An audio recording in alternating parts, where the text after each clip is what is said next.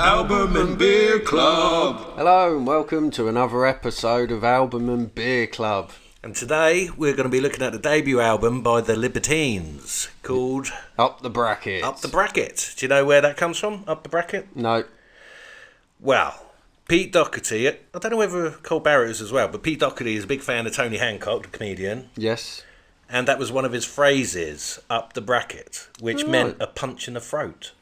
Wow. Okay. So there you go, yeah, because I didn't know where that term come from. Thought it might be some kind of betting term or something, but no, it's slang for punch in the throat. So there you go, watch out, because they're crazy, these Libertines. Yeah, it's very apt, really. It's got that feel to it. It has. It's quite a dangerous sounding album in a way, isn't it? It's very urgent, isn't it? It's like in your face. Erratic. Yeah, completely, all over the place, really. I think Mick Jones might have been asleep when he produced this album. Yeah, if they said they wanted it raw, then they definitely got it. But they definitely got that. It works. It captures the band. Yeah. If you ever want to hear an album that sounds like a band live, this is it. Yeah, and it does say on the sleeve that it was recorded live. I think the majority of the music and some of the guide vocals, there's definitely a few overdubs in there. But I mean, it has got a live feel to it, definitely. And it's really good. If you haven't heard it, definitely check it out. Yeah. It's a really good debut, really strong. Yeah, well, it was. When was it released? Summer 2002, I think. Well, it's first released on the 14th of October 2002. Oh, okay. Yeah, it was recorded in the summer. Yeah, recorded in the summer, released in October. Yeah. And it got to number 35, which is great for a debut album. Yeah. Yeah, quite a big following. Not as good as 34, though, is it? I know, but 35 is better than 36. But they had quite a big following from the live scene around London, didn't they? They did. They had sort of like their little Libertine hangers on. And yeah, and they used to do sort of these guerrilla gigs where they'd play in people's houses and in sort of squats and places like that, didn't they? So there's quite a bit of a buzz around them for quite a while. So they'd upload a message to MySpace. Ooh. Before you know it, 2 weeks later, everyone knew they had a little gig. Yeah, so there you go. Yeah. They were on the verge. They were basically at the start of that kind of thing happening, weren't they? Social media and getting your gigs out there and doing them yourself without having to go through a promoter and all that stuff. They were kind of right there when it was all changing, weren't they, really? Yeah, definitely. Yeah, so like we say, this is a really good, strong debut album. And we're going to go through the track list. Should we start off with... Yeah, there's 12 tracks on this. They had a single prior to this album, which, What a Waster, produced by Bernard Butler. From Suede fame, and McCalmont and Butler, And like we said, this one's Mick Jones, 12 tracks on it, and the first one's Vertigo, which... Good song, sets up the album, you know what you're going to get for the rest of the album after that. Yeah, exactly, yeah. I don't... Yeah. Well, you don't rate it that much. I think it's a great opener, I really like it. I don't. I was going to say, I don't think there's any bad songs on the whole album. There's a couple which I'm not overly fussed at, but not many. Yeah. No, to be honest with you, this is very strong, isn't it? Yeah, it is, definitely. Death on the Stairs is track 2. And that's one of my favourites on this album. I think lyrically it's amazing. And they share the vocals on quite a lot of this album, don't they? Yeah. Most of it. There's only like one or two songs that they sing solely on their own. You know, one like Time for Heroes is all Pete Doherty, and I think Begging is all Cole Barât. Is it Barât or Barât? Barât. Because he's got a little hyphen thing there. Some people pronounce it Barât. I'm thinking it's Barât. A bit like Bowie and Bowie. Yeah, I don't know. I always say David Bowie. I say Bowie. Oh. He was named after the Bowie knife. Was he? That's where he got his name from anyway, because he was a fan of old wars and stuff, wasn't he? American wars. Bloody hell. Yeah, so there you go. Anyway, Death on the Stairs is one of my favourite. Really good story, talking about their mates and stuff, and, you know, sort of everyday life, really, isn't it? Great, really good vocals on that as well. Because Pete Doherty does get a bit of stick from his vocals, doesn't he, over the years? Yeah, I think that it peaked, really. On the first album? Yeah. Oh, too early. I think he might have. Too early. I think he might have. I mean, his best vocal performance, in my opinion, is "Song for Lovers." That's a standalone single with Wolfman, wasn't it? Yeah. That is brilliant, actually. Yeah, that is. But yeah, it's safe to say he's not a classically trained singer. No, but this album, it works. It does. It fits with the music. Because the music's so shambolic and all over the place. You know, they're really not shy about missing a note or playing a bit of a bum note here and there. It just adds to the whole feel of it, doesn't it? Yeah, if you've got people in the band and one of you sort of does a bum note, it's going to sound bad. But if everybody's a little bit loose and doesn't really care, then it's going to add to it, if anything. Oh, definitely, yeah. Yeah, I think it's great, that song. Really Horror good. Show is track 3. Yes, and that is another awesome song. I think that's just sung by Pete, actually. Yeah. Yeah, it could do, because they shared the I can't vocals remember. on Death on the Stairs. I listened to it about 10 minutes ago. Yeah, it's a horror show. You know the That's one. it, it's perfect. Yeah, we're good at our vocals, aren't we? Yeah. When we throw them in there. Time for Heroes, remember that one. That is a absolute classic, that is. I like the video as well, them just wandering around London in their sort of, those red military jackets sort of things. Yeah, it's really good, cheap video, great song, really good lyrics. It was the second single off the album. Where did Time for Heroes get to? Did it chart? It did. Quite It got high? to number 20. That's really good. Yeah. Bloody hell, I'm not surprised, because that is such a good song. That's good. Mainly a Pete Doherty song, that one, isn't it? Yeah. It's what I find really strange is that there's only 2 singles off this album. You could easily have 4 or 5. It doesn't make sense. Definitely. I mean, nowadays it doesn't really matter. I mean, you don't get charting singles and that, but back then when you were actually having your singles charting, it seems a bit mad why they only had Time for Heroes, and the other one was Up the Bracket, which got to number 29, and that is track 7 on the album. Is that the first one on the second side? Yeah. Do you know what? I don't know how it's laid out for this. But No, I think it might be, because you got 6 on one side, 6 on the other, if that's the way. Mm. Yeah, Boys in the Band after that, which I always thought was a single for some reason. Don't know why. Maybe I just heard it loads. there's a couple which I just thought were singles as well, because you'd imagine them to be the quality that they are. Do you know my favourite bit of Boys in the Band? They all get them. Oh, when they put on the Mancunian voice. No, I don't remember that bit. Oh, it ain't Mancunian. What am I on about? Liverpudlian voice. I'm not sure, but it's when they change they all get them out for the boys, when they change it to they all whop them out. Oh, right, okay. I like that. They all whop them out. Oh, I didn't hear that. Yes. Have you good. not heard the bit where when they say scream and they twist and shout? Oh, and yes. They put on a right. bit of a Beatles kind of, I guess. Kind of, when they say shout, it sounds like they're a scouser. That would make sense, because obviously the Beatles Yeah. did Twist and Shout. I swear they made that. Right. They do that like that. But yeah, that is a good song, though. I like that. Yeah, Yes, very good. that's my favourite one. Is it? Yeah. Well, I thought it was a single because it's that kind of well known with Libertines. Everybody knows that song. I think it's one of their biggest sort of live songs anyway. Radio America, I know I only just listened to it. I forgot it again. It's got a really nice production on it. It's quite echoey and Oh, is that the acoustic slow. one? Yeah, and Oh, it sounds all shambolic, like they're all drunk about 2 a.m. playing, and the drums sound like an old jazz drum kit. Yes. Yeah. I love that, actually. and I think Just the title doesn't suit the song. no, and I think it's the last one from side 1. So I mean that works well. Yeah, to end on sort of a shambolic acoustic one. And I really like it. It's kind of what Pete Doherty would go on to do in later bands, I think, that sort of song. Yeah. He did a lot of stuff like that in Baby Shambles and stuff, didn't he? And probably his acoustic solo stuff he does nowadays. Yeah, He's definitely. done a lot of stuff in France, isn't he, that's quite acoustic like that and sounds very similar. Yeah. Yeah, that is such a strong half, actually. There's not one song there that I don't like. That's good going. There is not a single one. Well, Sorry, what were you going to say? Didn't want to interrupt. well, a second side might be a bit different. It starts with Up the Bracket. Get out of it. Whatever he says. Yeah, that's perfect. At the beginning. That's a good start, second side, he just shouts. Yeah. And that's a great song as well. And did you say that was the first single off this? That was the first single, yeah. Did that chart?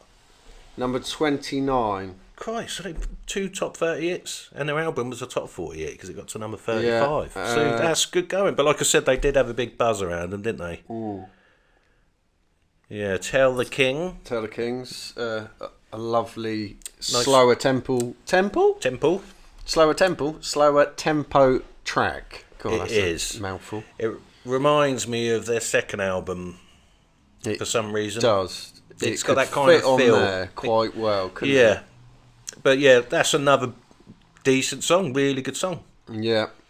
The Boy Looked at Johnny, another great song. Brilliant. They're all really good, except for this next one I'm not that keen on, Begging. Yeah. And that's Cole The intro Barrett's seems mainly to go singing on, it. doesn't it? It does, and it's not got a very good chorus, Yeah. really. I don't mind I it. I can't- think yeah. the intro could be a bit shorter. He's yeah. playing away on the drums, and it's like sort of waiting for everyone to come in. But the next song's got the best intro out of all of them. That's with that really cool bass line and the drums on the side of the... Yeah, it snare. sounds like he's playing. Sounds like a Clash song or something. Yeah, and he sounds like he's using like hot rods. Yes. Those drumsticks that like give a it sort of like a it's really real cool. nice soft acoustic sound. And it's got like a dub sort of reggae bass line bit. Yeah. But the chorus does let this one down, actually. Yeah, the chorus. It's not the strongest chorus, but... The verse is the strongest part of it. Which sometimes you need that, because then the verses sound even better. Yeah. When you get back to the verse, you're like, oh, it's a good bit again. Yeah. Yeah. So no, absolutely good so far, this album, and it finishes on I Get Along. And I mean, I don't mind it, but is it a bit throwaway for you? Is it that one? Well, maybe it's just I've overheard it, but it does sound a little bit kind of obvious and kind of like you're in your early stages of your band and you've just come up with a riff. Yeah. And I get along. I mean, it's not really saying anything, is it? It's just words. But it's only like words. every song, really, isn't it? No, but some songs have a meaning. But what does I get along mean? I get along with life, or I get along with my mum? Do you know, to be honest, and the lyrics, it's probably he gets along all right with his drugs or something. Oh, brilliant. Although I think got it's it, innit? Cole Barrett that sings that one. Well, yeah. Well, they're probably all on all kinds back then, weren't they? Oh, yes. Yeah. Well, they were, weren't they? They were nuts. Yeah, oh yeah, definitely were. Absolutely crazy. Well, I think out of all of them, yeah, there's probably only about 2 which I think are okay.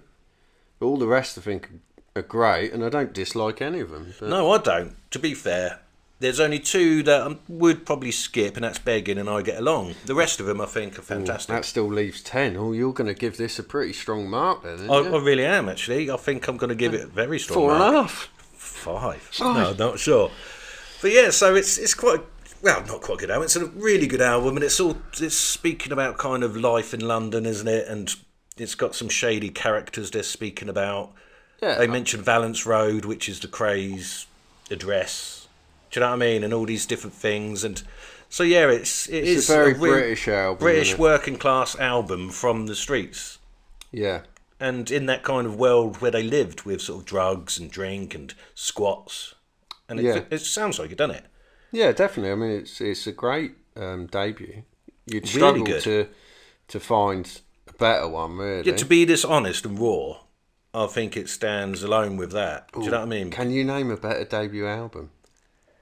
Well, you've got some, but they're not necessarily polished, but safer. Like Stone Roses. They're really decent pop songs, where this is quite raw in the sense where they're just sort of screaming, mumbling their words, playing bum notes, but it's got the energy. So it's hard. It's so hard to... You could be a bit fussy with that and say Garage Flowers, Stone Roses' first one. They didn't want to release it. It's not their first one proper, though, is it? It wasn't released. No, it was recorded. The Strokes, great first album, which influenced Libertines massively. Yeah, I think. Yeah, well, agree with that one. Maybe not influenced them that much, but helped them break through because sort of garage guitar music came to the forefront of the charts again. So I think that really helped a lot of bands come through at that time, British bands. Yeah. like Libertines, Razorlight, and all those sort of bands sort of come through after the Strokes were then big. Do you know what I mean? Before. Yeah. So yeah, Strokes' first album could be considered. I think so. I mean, as good as this. You got me there. Yeah. Yeah, I always get you. In the end. Whatever that means. That's not going It's like you're an evil villain. I am. I'm your nemesis. Arch enemy. Right, should we go on to Beer of the Week? Yeah, let's do it.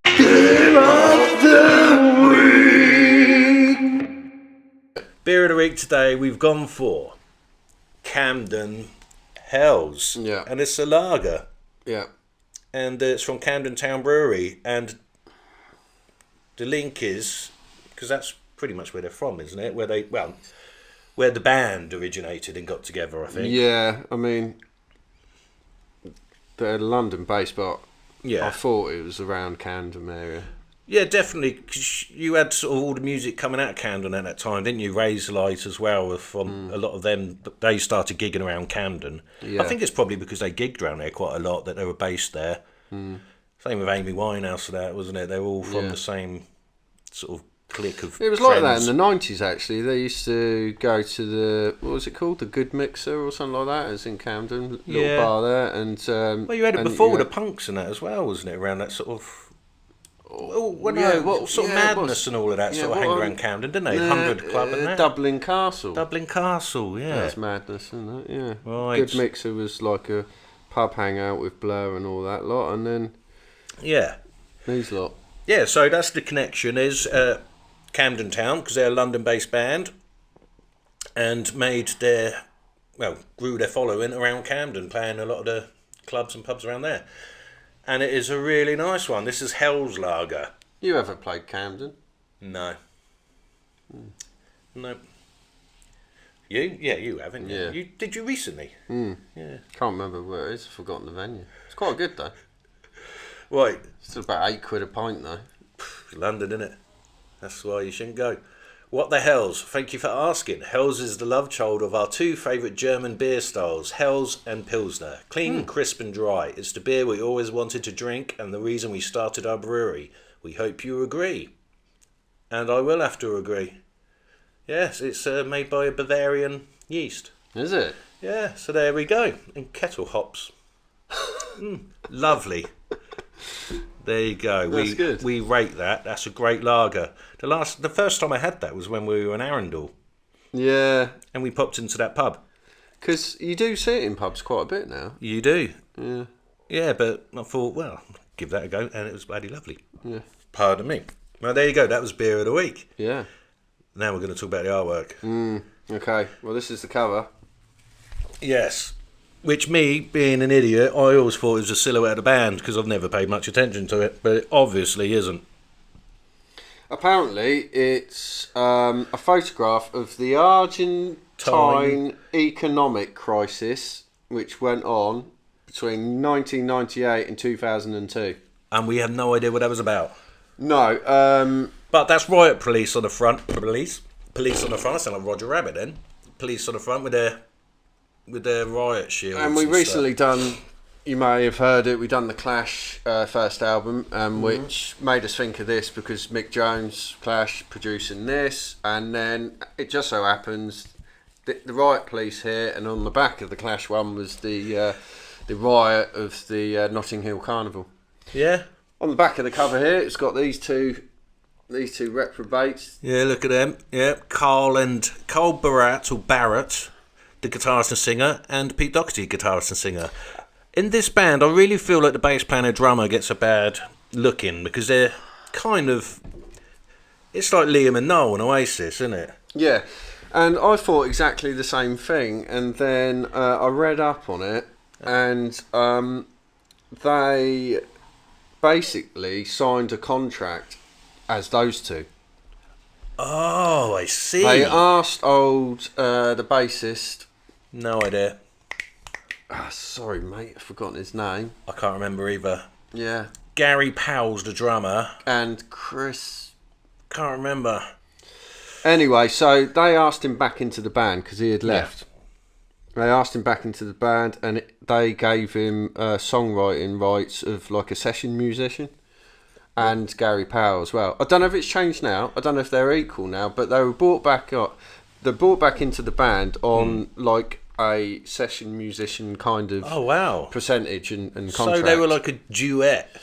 Well, yeah. Duo, sorry, not duet, a duo. They were officially in the band, but they weren't officially sort of on that sort of equal payroll or anything. Wow, I never knew that. I mean, I'm sure they are now. They must have been from the second album. Hasselhoff, I know him.